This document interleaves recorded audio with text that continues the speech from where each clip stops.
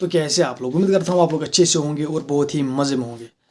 तो सुपर 8 की पहली हार हमें मिली है। भारत की शुरुआत सुपर 8 की बहुत बड़ी हार से हुई है। 76 रन्स के साथ साउथ अफ्रीका ने ये मैच जीता और हमने 76 रन से ये मैच हारा है। यानी कि आपने अपनी नेट रन रेट की जो एल लगा ली है, भाई साहब आप तो बहुत मुश्किल में हो अब, क्योंकि अब सिनेरियो बहुत कुछ बन रहा है भाई साहब, बहुत कुछ बन रहा है सिनेरियो। अगर साउथ अफ्रीका ने तीनों मैचेस अपने जीते तो भाई साहब आपके लिए आपको दो अपने मैचेस जीतने हैं। लेकिन अगर साउथ अफ्रीका ने एक भी मैच अब अपना हारा तो भाई साहब आपके लिए बहुत मुश्किल है। अगर वहाँ से जिम्बाब्वे या वेस्ट इंडीज़ दो दो मैचेस जीतती है तो भाई साहब आपके और उनके पॉइंट्स तो बराबर हो जाएंगे, लेकिन आपकी जो नेट रन रेट इतनी गिरी है भाई साहब, ये आप पे बहुत इम्पैक्ट करेंगे। तो भाई साहब शुरू से शुरू करते हैं। साउथ अफ्रीका ने टॉस जीत के पहले बैटिंग करने का फैसला किया, जो कि एक अच्छा फैसला था, क्योंकि ड्यू व्यू का कोई फैक्टर नहीं था, हवा चल रही थी। तो उन्होंने सोचा बड़े रन्स बोर्ड पे लगाते हैं और भाई साहब हम मैच जीत जाएंगे। लेकिन जब वो बैटिंग करने आए, उनके रिकंटन, उनके डी कॉक, उनके मार्करम, भाई साहब उनके टॉप 3 पावर प्ले में ही ढेर हो गए। आपने बहुत अच्छी बॉलिंग करी, आपने बहुत अच्छा रिकवर करा और आपने साउथ अफ्रीका को घुटने तले ला लिया। लेकिन फिर ब्रेविस एंड मिलर, जो उन दोनों ने अपनी पार्टनरशिप बनाई वहाँ से 7 से 15 तक, भाई साहब उन्होंने जो पार्टनरशिप बनाई, दैट वाज द की। यहीं पर उन्होंने मैच अपना बना लिया, यहीं पर वो मैच में वापस आ गए, जिसमें मिलर ने आई थिंक 63 रन्स बना लिए, ब्रेव्स ने 45। और फिर आपकी जो बॉलिंग है भाई साहब, जिसमें हार्दिक पांड्या ने लास्ट ओवर किया, जिसमें स्टब्स ने आई थिंक 20-21 रन दिए, उसने हार्दिक पांड्या ने 20-21 रन दिए अपने लास्ट ओवर में, एंड स्टब्स ने 44 रन्स बना लिए। तो that was the game shift. मतलब वहाँ से हार्दिक पांड्या ने 20 रन दिए, यानी कि 160 पर आप 19वें ओवर में थे, जब 20वां ओवर आया और आप 186 तक पहुंच गए थे। तो यानी कि पूरे ओवर ने पूरा मोमेंटम शिफ्ट किया। और भाई साहब हार्दिक पांड्या सबसे एक्सपेंसिव बॉलर रहा आज, 40 रन उस बंदे ने दिए। एंड ये तो होना ही था, जब आप उसे लास्ट ओवर दोगे तो भाई साहब उसको मार पड़ेगी, इसमें कोई शक है नहीं। लेकिन यहाँ पर आपको दाद देनी पड़ेगी, जिस तरह ब्रेविस एंड मिलर ने सोचा भाई साहब यहाँ पर हमें पार्टनरशिप चाहिए। उन्होंने पार्टनरशिप बनाई और उन्होंने अपने प्लान्स बना लिए थे और उन्होंने बहुत अच्छी तरीके से वो एग्जीक्यूट किए, एंड उन्होंने बहुत अच्छा स्कोर आपको दे दिया चेज करने को। जब आपकी बारी आई है भाई साहब, आप आते ही ईशान किशन, सब जिस बॉल को वो मतलब क्रॉस खेलना चाहता था, लेग साइड की तरफ खेलना चाहता था, वो बॉल उस साइड को खेलने लायक थी ही नहीं। अगर वो उसी बॉल को मतलब कवर के ऊपर से उठाता या आगे खेलता, सीधे खेलता, तो भाई साहब वहाँ पर वो कैच नहीं होता। तो यहाँ पर उसने जो ऑफ साइड की बाहर थी थोड़ी वो गेंद जिस पे वो कैच हुआ, अगर वो सीधे बल्ले से उसे खेलता तो भाई साहब सिंगल या 2 रन या चौका मिलता उसको। लेकिन उन्होंने उसको क्रॉस मारा, वो वहीं पर ऊपर हो गई बॉल और भाई साहब वहाँ पर आपका ईशान किशन पहला विकेट 0 पे आउट हो गया। देन आता है आपका भाई साहब तिलक वर्मा। तिलक वर्मा भाई साहब आते ही चार्ज करने को सोच रहा है भाई साहब। अबे भाई साहब ये लीग स्टेज नहीं है भाई साहब, दिस इज सुपर 8। यहाँ पर वो मतलब आड़े शाड़े तिरछे शॉट्स नहीं चलते, यहाँ पर फुल आपको माइंड से खेलना पड़ता है। वो 1-2 गेंदों पे वो आगे निकल गया और वहाँ से एज निकल गई और वहाँ से आपका तिलक वर्मा भी चला गया दूसरे ओवर में। एंड जब सूर्य कुमार यादव आया उसने भी थोड़ा चार्ज करने की कोशिश की, उसे आई थिंक 2 बाउंड्रीज मिली। लेकिन फिर जब आया भाई साहब अभिषेक शर्मा, हम चाहते थे कि भाई साहब इसे मतलब ये रनस करे, इस वर्ल्ड कप में कोई रन इसने अभी तक नहीं किया है। तो उसने भी स्टार्ट लिया था, 4 रन उसने किए, बहुत अच्छा स्टार्ट उसने लिया था, छक्का भी पीछे की तरफ उसने मारा था। लेकिन जैसे ही मार्को यानसन आया भाई साहब, उसने स्लो बॉल मारी नकल बॉल भाई साहब, वहाँ पर वो उसको फ्लिक करने के लिए देख रहा था भाई साहब, उसने उसे फ्लिक करी, वो आसमान में चढ़ गई एंड कैच पकड़ लिया भाई साहब कार्बन बुश ने। एंड यहाँ से मुझे लिटरली लगा बस अब तो आपका काम, अब तो आप नहीं कर सकते, क्योंकि आप भाई साहब आपके पास कोई प्लेयर है ही नहीं जो एंकर करे, लाइक जो पार्टनरशिप करे। सब आते गए जाते गए, सब ने आड़े तिरछे शॉट्स मारे एंड ऑब्वियसली ये तो होना ही था। एंड जिस तरह साउथ अफ्रीका की बॉलिंग ने प्लान्स किए थे अपने, उन्होंने वो प्लान्स एग्जीक्यूट भी किए, that is brilliant from south Africa. And उनका सबसे बड़ा बॉलर भाई साहब ना मार्को यानसन, ना ना रबाड़ा भाई साहब, ना कोई और। उनका सबसे बड़ा बॉलर भाई साहब लुंगी इंगिड़ी। मतलब जो उस बंदे ने बॉलिंग करी उसकी आप उसका आपकी टीम ने उसे कोई भी मतलब उसकी कोई भी वेरिएशन वो पकड़ ही नहीं पाए थे। स्लो बॉल क्या है, नकल बॉल क्या है, मतलब वो बंदा इतनी सारी वेरिएशंस करता रहा भाई साहब, उसको तो कोई रन ही नहीं उठाता था। 3-3 रन वो ओवर में दे रहा था। तो भाई साहब क्या ही खेलते आप। एंड आप जो हमारे जो बड़े बड़े कमेंटेटर्स हैं भाई साहब, ये कह रहे थे कमेंट्री में, अब क्या अब की बार 300 पार, ऐसे डायलॉग्स मार रहे थे, क्या भारत 300 पहली टीम बनेगी जो विश्व कप में 300 प्लस स्कोर करेगी। भाई साहब आप पहले 190 तो करो चेज, फिर 300 आप देखो। यहाँ पर तो 190 भी चेज नहीं हुआ हमसे। तो भाई साहब आपके लिए बहुत मुश्किल हो गई है।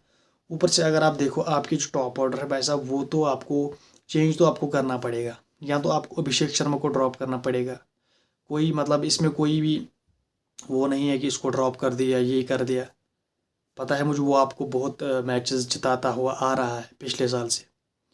तो भाई साहब आपको या तिलक वर्मा को यहाँ पर ड्रॉप करना है या आपको अभिषेक शर्मा को ड्रॉप करना है, क्योंकि कोई परफॉर्मेंस है नहीं दोनों की इस 3-4 मैचों में।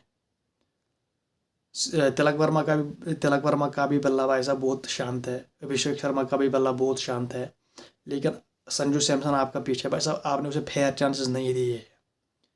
तो आपको तो कोई ना कोई चेंज करनी पड़ेगी। आपको टेबल पे बैठ के ये सोचना पड़ेगा कि भाई साहब हमें क्या करना है आगे, क्योंकि भाई साहब अब आपके पास टाइम नहीं है। दिस इज़ सुपर 8, यहाँ पर मार्जिन ऑफ एरर बहुत कम है। समझ रहे हो आप। यहाँ पर आपको या तो आपको संजू सैमसन को प्लेइंग 11 में उतारना पड़ेगा। ऊपर से मैं हैरान हूँ भाई साहब, अक्षर पटेल को किसने बिठाया था भाई साहब आपका वाइस कैप्टन। यार वाशिंगटन सुंदर वो भी लेफ्टी, यार कितने लेफ्टी घुसाओगे आप टीम में। ऊपर से 9 नंबर तक आपकी बैटिंग भाई साहब, अब आपकी बैटिंग किस काम आई। 9 नंबर तक तो आपकी बैटिंग थी भाई साहब, अब करते ही कुछ आप। वाशिंगटन सुंदर भाई साहब जो रिप्लेस कर रहा था अक्षर पटेल को 11 बॉलों में 11 रन भाई साहब, और क्या ही उखाड़ लिया उसने, आप मुझे बोलो।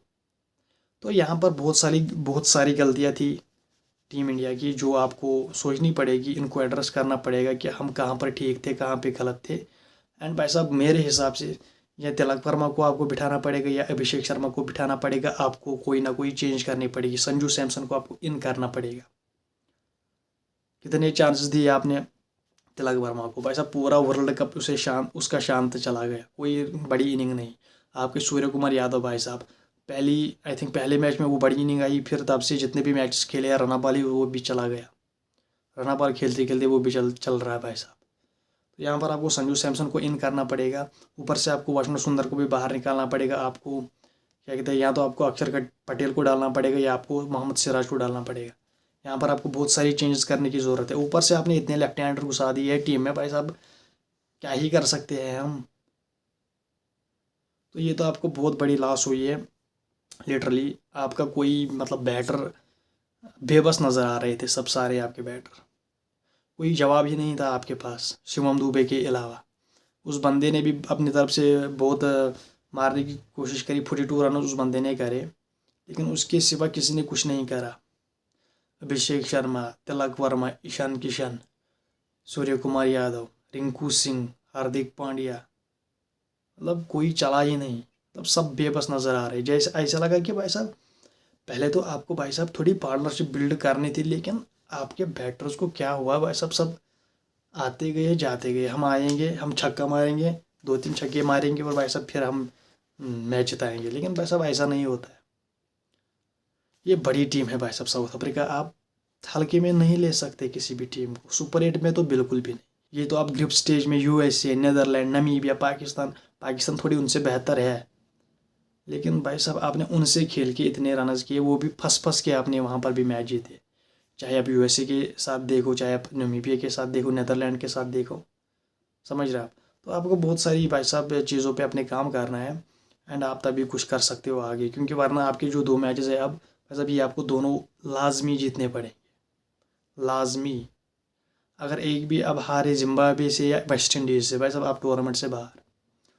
समझ रहे हो। ऊपर से यहाँ पर अब मामला ये बना है, साउथ अफ्रीका अगर अपने तीनों मैच जीतती है भाई साहब, तो भाई साहब आपके लिए कोई मसला नहीं है, आपको 2 मैचेस अपने जीतने हैं तो आप गो थ्रू कर जाओगे सेमीफाइनल में।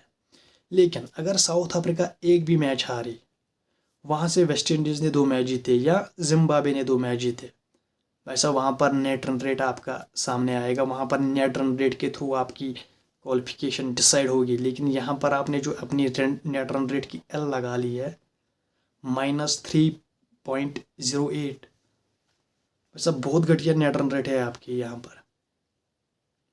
तो भाई साहब आप तो अब दूसरों के भरोसे चलोगे आप, अगर आपने मैचेस नहीं जीते, आपको मैचेस जीतने पड़ेंगे पहले, फिर आपको ये भी मतलब दुआ करनी पड़ेगी कि भाई साहब साउथ अफ्रीका अपने तीनों मैचेस जीते, तभी आप गो थ्रू कर जाओगे। अगर साउथ अफ्रीका ने एक भी मैच हारा, आपका नेट रन रेट का मसला पड़ेगा फिर, चाहे वेस्ट इंडीज़ से चाहे जिम्बाब्वे से, समझ रहे आप। तो यहाँ पर तो आपने बहुत घटिया क्रिकेट खेली एंड आपने बहुत मायूस किया आज हमें, क्योंकि यार 300 पार, हमारे कमेंटेटर ये कहते हुए थक भी नहीं रहे थे कि 300 पार लगाएगी इस बार भारत, ये वो है, लेकिन हुआ गया कुछ नहीं। और बस अब बात करेंगे इंग्लैंड एंड श्रीलंका। मतलब श्रीलंका ने बहुत अच्छी बॉलिंग करी, इंग्लैंड को 150 के करीब उन्होंने रोका। एंड देन जिस तरह फिर इंग्लैंड ने बॉलिंग करी, विल जैक्स भाई साहब मैन ऑफ द मैच, भाई साहब वो बंदा इनको बचा रहा है। मैन ऑफ द क्राइसिस भाई साहब विल जैक्स है, वो इनको मतलब प्रॉब्लम वाले सिचुएशन से निकालता है इंग्लैंड को एंड उनको मैच जिताता है। बल्ले से भी उसने कुछ रन किए एंड बॉलिंग से भी उसने विकेट ली। तो यहाँ पर तो भाई साहब Will Jacks the man of the match था। एंड फिर जोफ्रा आर्चर ने भी 2-3 विकेट ली। लेकिन जिस तरह की क्रिकेट श्रीलंका ने खेली, लिटरली यार मैं तो ये सोच ही नहीं रहा था। मैंने सोचा था भाई साहब ये तो जीत जाएंगे, ये आसानी से टारगेट चेज करेंगे, लेकिन भाई साहब 96 पर ऑल आउट। मैंने कहा लो जी भाई, इंग्लैंड तो फॉर्म में आ गई। अगला मैच है पाकिस्तान के साथ, और पाकिस्तान के 2 एल लगने वाले हैं। एंड आई कैंट, मतलब मैं सोच रहा हूँ कि मैं कैसे देखूँ फिर पाकिस्तान के फैंस रोते हुए, भाई साहब उनके चैनल्स, उनके मीडिया वाले जो फिर रोते हैं, भाई साहब फिर अच्छा नहीं लगता है। ऊपर से हमारे भी थोड़े हालात इस टाइम ख़राब है, तो देखते हैं आगे क्या होता है। कल है जिम्बाब्वे वर्सेस वेस्ट इंडीज़ का मैच, तो कल भी बहुत मज़ेदार मैच है, ताबड़तोड़ मैच है। तो कैराबियन स्टाइल है एक में, और दूसरी तरफ में मोटिवेशन एंड पैशन। तो बस अब देखते हैं कल का मैच कौन जीता है। तो बस उम्मीद करता हूँ आपको वीडियो पसंद आई होगी। वीडियो पसंद आने के साथ चैनल को सब्सक्राइब, वीडियो को कीजिए लाइक एंड बेल आइकन पर जरूर प्रेस कीजिए। Bye bye.